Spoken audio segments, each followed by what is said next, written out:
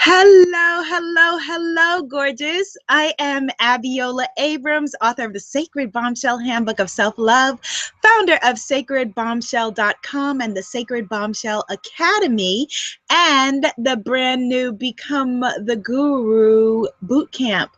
This is such an important lesson. I really wanted to share this with you. I actually wrote this today as a newsletter for everyone who's on my mailing list. If you're not on the list, head over to ownyourbombshell.com, ownyourbombshell.com, and sign up for a free self-worth kit so that you get all kinds of goodies. There are like about 12 divinely inspired, powerful spiritual business and self-love freebies that you will get. Plus, you'll be on the list and be in the know. So today's lesson, like I said, this is a very special teaching and offering that I wanted to share with you. I just felt so called to share this lesson. Today, we are talking about when it is spring, but you are living in an emotional, private winter. They say that we plan and the divine laughs. I was so excited for this year, I have to tell you. I had a self-love speaking tour that I was putting together and a new empowerment program for my spiritpreneurs ready to launch. I plan to launch my new Sacred Business Academy course, Become the Guru Bootcamp, just for you in January.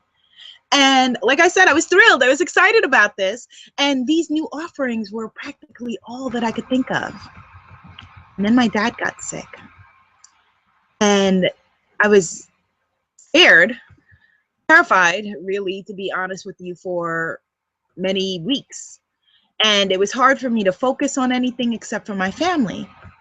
Luckily, my dad is on the mend now after a second stint in the hospital, but my meticulously planned scheduling was thrown way off base.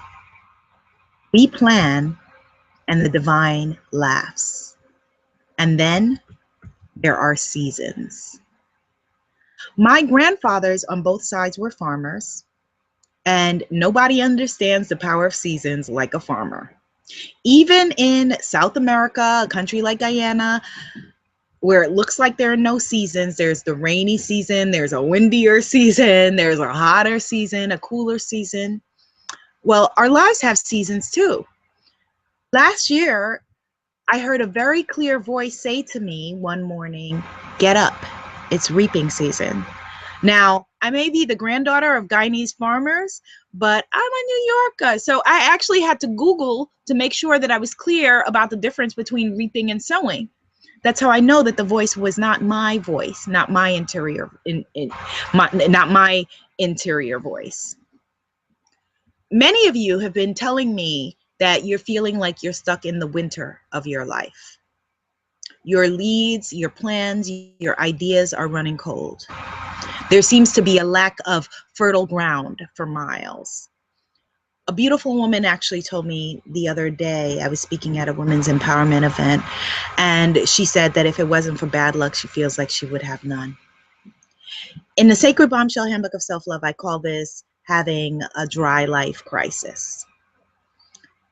When you're having a personal winter season, you feel like life is cold and it's dry and it has nothing to offer you.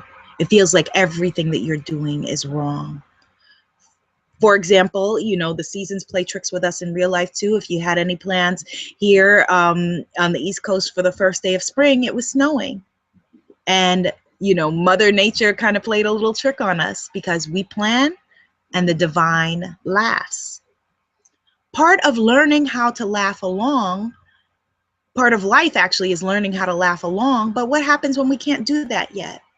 What happens when we feel stuck in a mental, a spiritual, a physical, or an emotional winter? Here's what I recently learned, and I feel called to share with you today.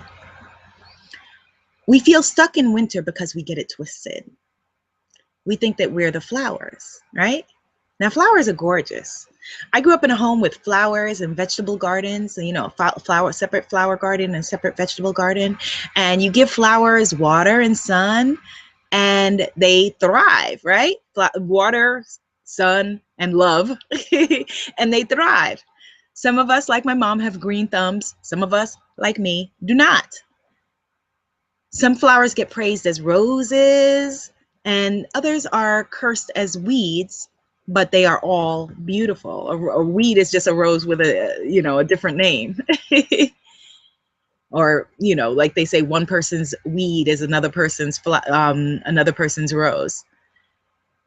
Here's the crux of what I'm trying to teach you, is that you see yourself as the flower, and that's where we get it twisted, like we say in New York City. The flower is subject to the whims of the sun, the rain, the weather, and green thumbs. Flowers are delicate and they're fragile, right? You are not the flower, my darling. You are the sun. Very, very different frame of mind to come from. The sun is not subject to the whims of the weather or the water or any other force. Sun is lit from within. The sun is a ball of divine fire power. The sun doesn't rise or set. See, that's something that we get confused about. The sun stands her ground. We rotate around the sun, making a complete turn every 24 hours. But the sun stands her ground. When it's cloudy, the sun is still there. When it's rainy, the sun is still there. Winter, spring, autumn, the sun is still there. Summertime, yep, sun is still there. The sun stands her ground. The sun really doesn't rise and shine, although rise and shine is one of my favorite sayings. The sun is the shine, and so are you. And so it's okay, it's more than okay, it's safe to release the fear that you're living in a perpetual or abominable winter. You just had it twisted, that's all. It's a season. And you're not the flowers that are stuck under the snow. You are the sun. And given that, even though you are the sun, there are colder and warmer seasons in your life. And that's not in your head. It's not in your head that sometimes things feel colder. What happens when you feel that? Stand. There are times that are more and less fertile for you. Stand. Stand your ground. There are times of pain and grief and struggle, and if you live long enough, you know that to be true.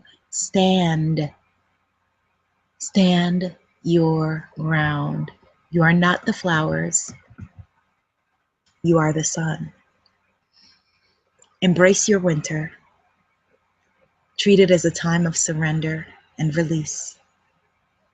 Cave up, hibernate, and get to know yourself again. Ask for whatever kind of help you need. Pour love into yourself and into your life. Allow yourself to be reset.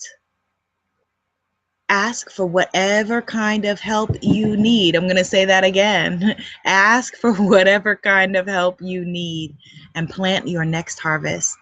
My granddads knew that they couldn't reap a harvest that they didn't plant. So plant your next harvest. There are times for planting, and there are times for hibernation, and there are times for reaping.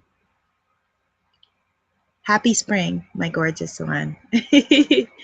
Whatever season you're in your life, the lesson is to embrace it.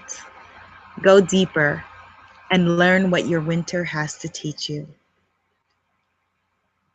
My Become the Guru program that I really wanted to launch in January is actually going to be even more powerful that I'm launching it in April, because I wouldn't have had the guest teachers that I have lined up if I had launched it in January.